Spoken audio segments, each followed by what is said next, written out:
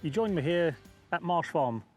It's a lovely little complex in Godalming, run by Godalming Angling Society, and I'm fishing here on the Harris Lake for the crucians and the tench.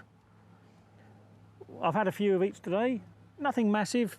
Tench about 4 pounds, crucian about 2 pounds, but considering the conditions, I'm doing not too bad. What I'm going to do, I was going to run you through quickly the tactics and the methods I'm using and show you the baits, etc.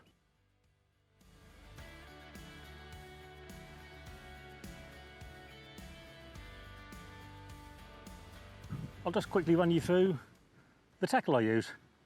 Starting with the rod. It's a lovely soft action rod, this one. It's a Godalming Specialist. It's 11 foot, 1 pound 2 ounce. It's a really nice soft through action rod. You can chuck the feeders out to probably 40-50 yards, maybe more at a stretch, but you don't need to. I'm mainly fishing 30-35 yards, and that's more than enough. But it's soft enough in case I do catch a bigger fish, which I have done as well doing this. I've caught them over 30 pounds before, the carp, so you need a rod with a bit of backbone to land them. The reel itself, it's a 3000 size reel. This is the Daiwa Legalis.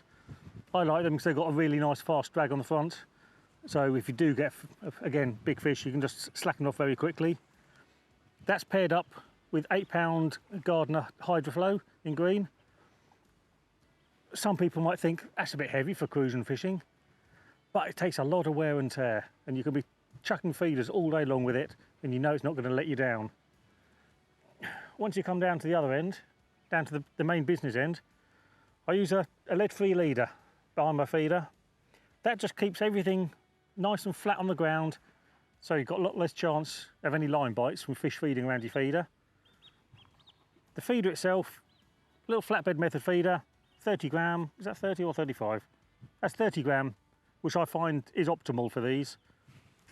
Then just a little free running, have that free running on the leader. Then the hook length itself is about 3 inches of braid, the size 14 target beak specimen hook, and 2 fake rubber casters, fished in the T-rig style. These are the two main ground baits I use.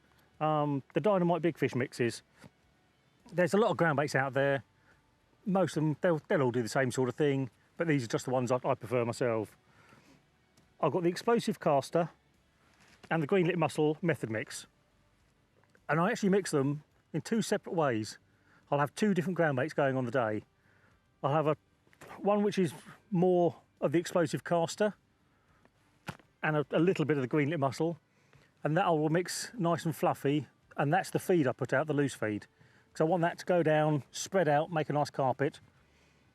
For the feeders themselves, I'll use a lot more of the method mix, because I mix my method mix very, very stiff. It's almost like a concretey paste almost.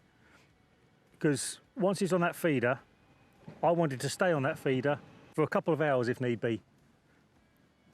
When you're fishing for those big fish, unlike when you're match fishing, where it's very, very fast, you want to get the bites really quick, and you want a very active mix to draw the fish in.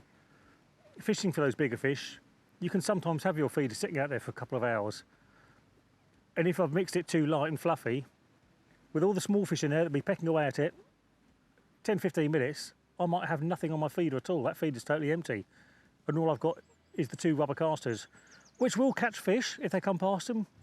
But if I've got that real stodgy mix on there, that will stay on there, and there will always be a bit of attraction there. So ideally, the only time it's all gone is when a fish has picked up that hook bait as well, and you're catching one of those big crucians.